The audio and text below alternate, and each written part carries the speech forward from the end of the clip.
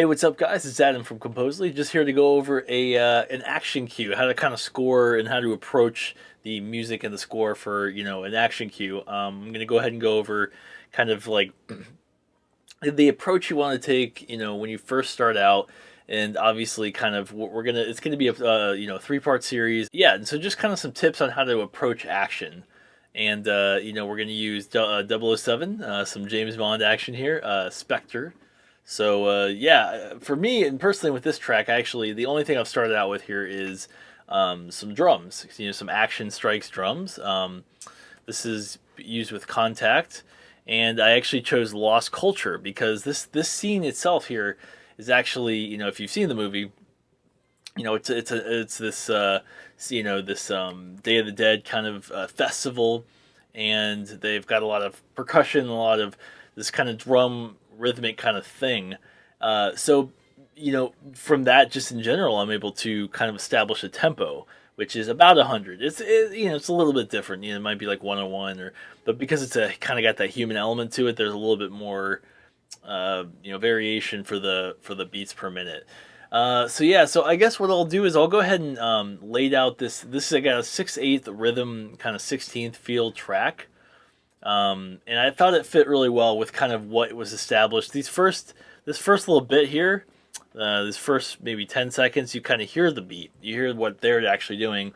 Eventually that fades away, but you can at that point, take over the new beat with your own beat, with the actual score, something that the composer wrote and composed, and actually shows up, and is recorded by other musicians that's not there on site during the filming day. So for me personally, what I like to do is I just like to, what I like about these action strikes is that you can hold down one note and get a really cool rhythm. You can kind of pick out rhythms, you can kind of edit and do variations of these rhythms. But in the case of what I have here, just you can check this out, and this is kind of gives you the idea for it.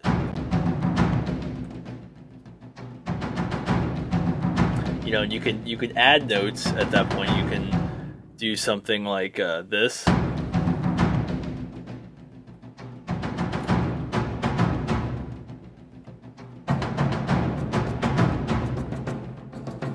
So you kind of build up, you can kind of add, notes at that point and hold different notes and kind of get different combinations of, of these big drum patterns, these rhythms. So let's go ahead and actually work on the score itself. You can kind of hear it here. So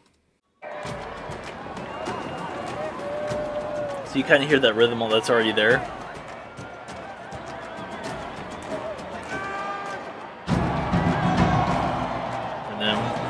Comes us.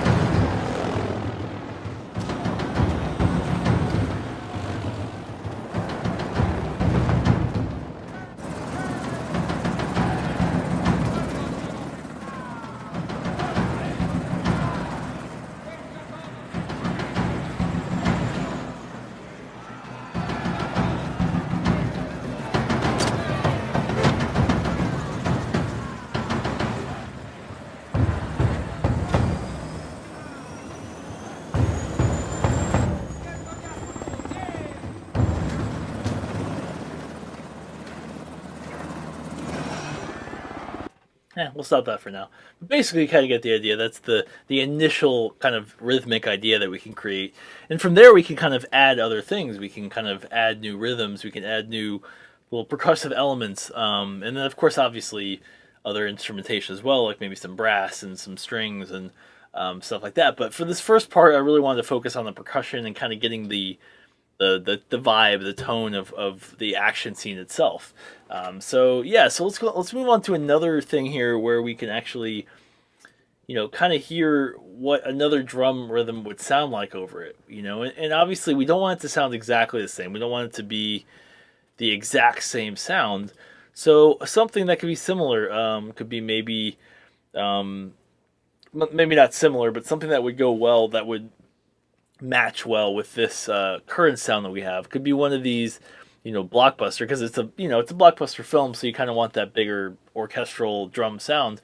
But you can also throw in, because we kind of have this lost culture, it could be a taiko invasion, which is almost more of a cultural kind of like rhythmic thing. So let's check this out.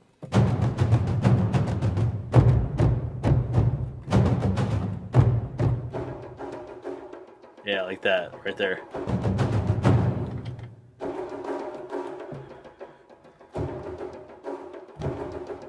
So we want to throw these on top of what we already have. I want to turn them up a little bit too, because maybe kind of uh, pan them a slightly. Yeah, obviously, what you might want to do is you might want to duplicate them and pan them both a little bit to each side. But in this case, we'll just pan them a little bit to the right, just to kind of give you an idea. But yeah, so let's go over this the second drum part here.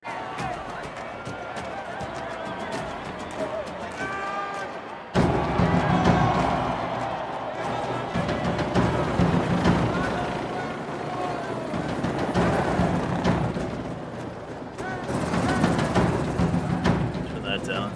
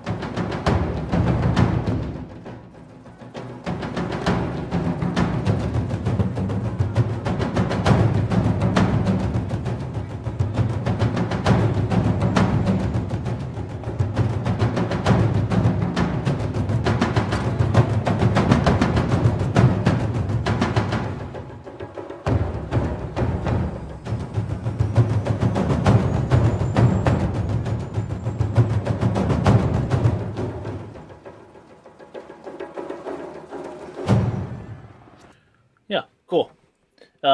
So you can kind of see, obviously, sometimes you do when you have like rhythmic drums like this, you do want to quantize afterwards. Sometimes people talk about, "Oh, you don't want to quantize your drums, and you want to make it sound real like a human." Yeah, but if sometimes it's like if you get everything right except for like you're off, like especially something like this where you're holding a note, you're holding one note or two notes, or you're kind of holding things, and you maybe come in late on your actual key hit. That's different, I think. But then obviously when you if you try to play the drums out like with your fingers on the keyboard, manually, the whole rhythm, then yeah, maybe you might want to not quantize, or quantize less. Turn down the percentage of the quantize. Okay, and here's the third part that we're going to go ahead and add for the drums. I went through and I found a rhythm that was kind of a 16th triplet. So, but it's a different one, and also a different sound. We have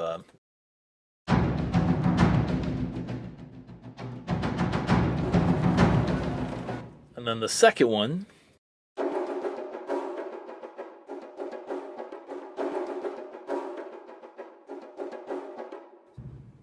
cool. So you get that. And then this one, this is actually what you've seen now, the Tangerian drums.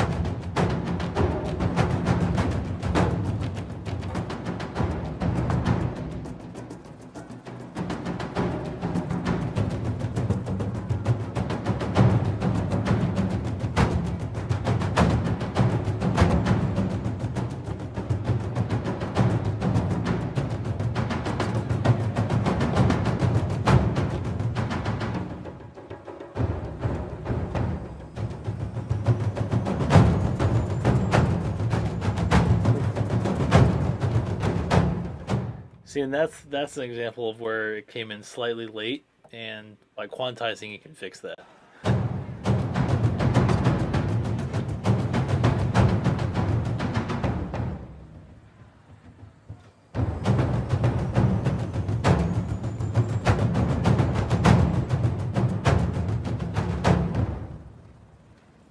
There we go. Okay, and yeah, that's part one. That's the kind of the rhythmic section that we want to establish. So yeah, stay tuned for part two.